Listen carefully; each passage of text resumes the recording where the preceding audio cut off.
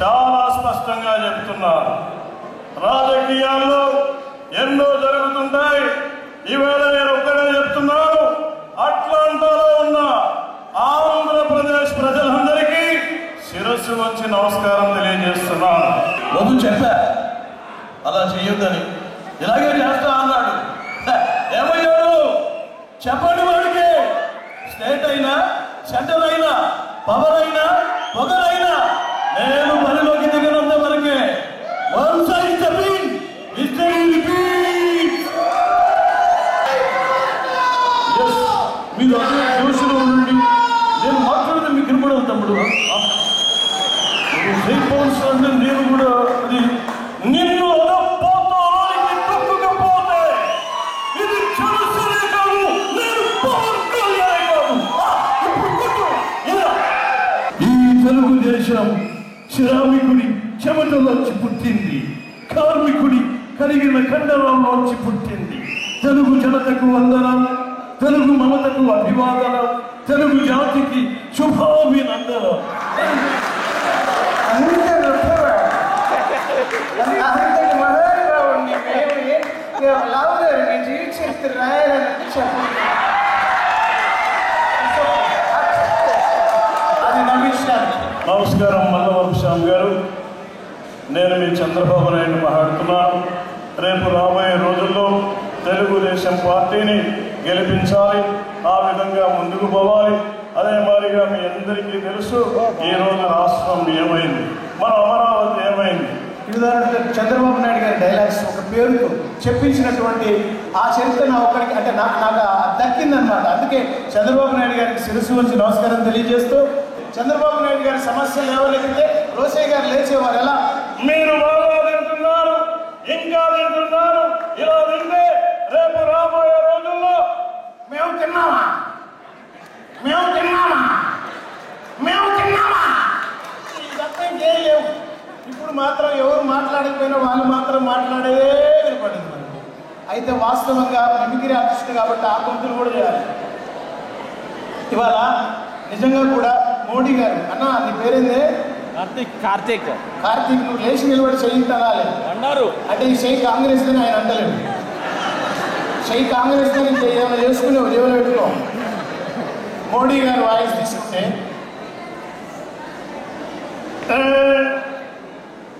Atlanta में इतना तेजस्वी लोग हैं। चंद्रबाबू जी, आपको मेरा नमस्कार। मेरा साथ पवन है, मेरा साथ है, मेरा साथ अटलांटा पीपल है। एक बार जोरदार से तालियां दे दिए।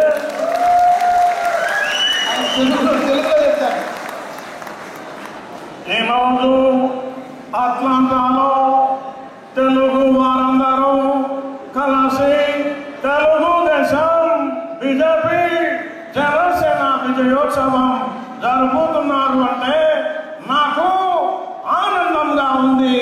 మీరు కూడా చప్పట్లు కొట్టండి.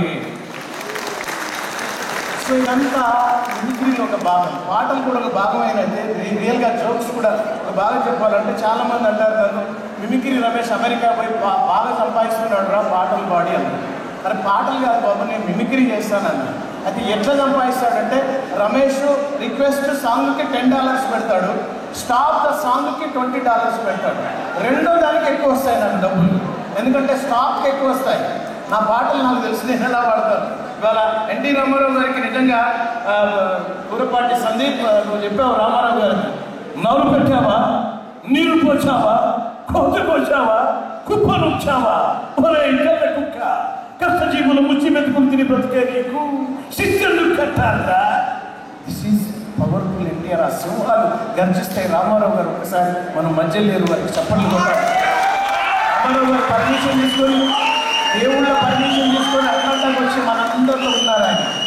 వాళ్ళ మనస్సు హ్యాపీగా ఆయన నిద్రపోతుంది, హ్యాపీగా ఆయన మన అమరావతి చంద్రబాబు నాయుడు గారు ఆయన ప్రమాణ స్వీకారం మొదలు పెట్టగా నేను రామారావు గారి వాయిస్లో చేద్దాం అనుకున్నాను. వాస్తవంగా రామారావు గారు అక్కడ ఉండి నారా చంద్రబాబు నాయుడు అనే నేను, నారా చంద్రబాబు నాయుడు అనే నేను, ఈ పేరు కోసం ఎన్నాళ్ళు తప్పించారయ్యా, ఎన్ని హృదయాలు 5 సంవత్సరాలు ఆగాయ్యా. మీ హృదయాలకు సలాం సలాం సలాం. చూడు పవన్ కళ్యాణ్ గారు, ఆయన నిజంగా నేను అట్లాంటి వ్యక్తిని రాజకీయాల్లో చూశాను. కానీ చెప్పింది చేశాడు. నాకు 11 ఇచ్చాడు, వాళ్ళు 20 గెలిచాడు. వాస్తవంగా ఈయన ఆపరాదే ప్రతిదానికి వెళ్ళేస్తాను దిగమనే. నచ్చిందమ్మా, నచ్చింది ఒకసారి చెప్పండి కొట్టండి. ఇక్కడ జిఎస్టీ ఏం లేదు కదా. చాలా మంది చూస్తాం, ముసలూరి గారు, పేదల మెట్ల, మన శ్యామన్న, లావు గారు, లావు సీనన్న ర్యాలీలో లావులు కనపడే కాబట్టి ర్యాలీ లావు కనపడదు చాలా. వాస్తవంగా ఇవాళ ఏమంటారంటే నిజంగా మిమిక్రీలో రామారావు గారే డైలాగ్స్ మనం అయ్యే చెప్పాలి కాబట్టి అవే కాదు, కొన్ని డైలాగ్స్ కూడా మీకు వినిపిస్తారు ఇవాళ. వాటిలో మనకి చాలా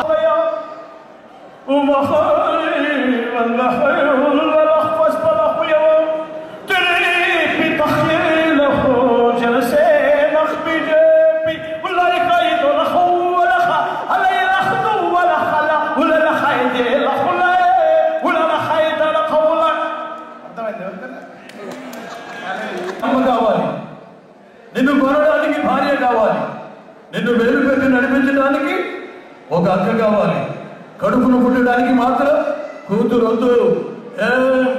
ఆడుతుంటే అవసరం కాదురా, ఆడుతుంటే ధైర్యం.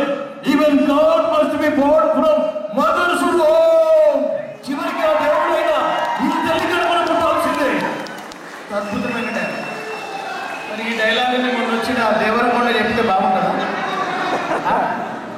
దేవరకొండ చెప్తే బాగుంటుందా? ఆయన ఎట్లా చెప్తాడు ఎక్కైనా,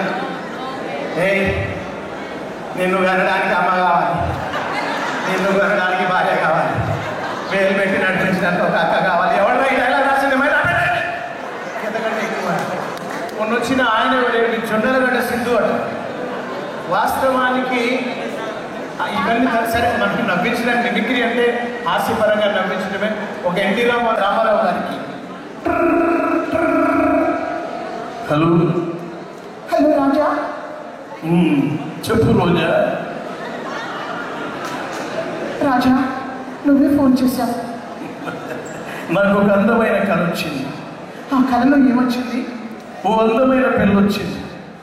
ఏం చేసింది? తెగ అల్లరి పెట్టింది. ఎలా?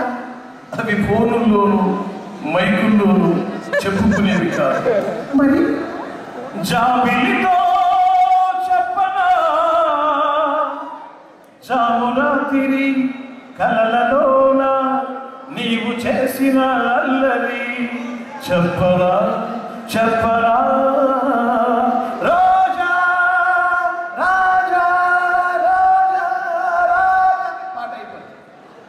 వాళ్ళిద్దరు పాట తర్వాత కలుసుకుంటారు. ఇప్పుడు ఎప్పుడు ఎవరు కలుసుకుంటుండో తెలుస్తుంది. ఇప్పుడంతా మనం మగ జాతీయ గీతం ఒకటి వచ్చింది ఈ మధ్య, దానికి మనం బాగా అంకితం అయిపోయాం. ఆ పాట తెలుసుగా, త్వరలో దీన్ని పార్లమెంట్లో ప్రవేశపెడతారు. కార్తీక్ అన్న నువ్వే దీన్ని ఆమోదింపజేయాలి. Thank you so much. Love you all. నమస్కారం. Thank you.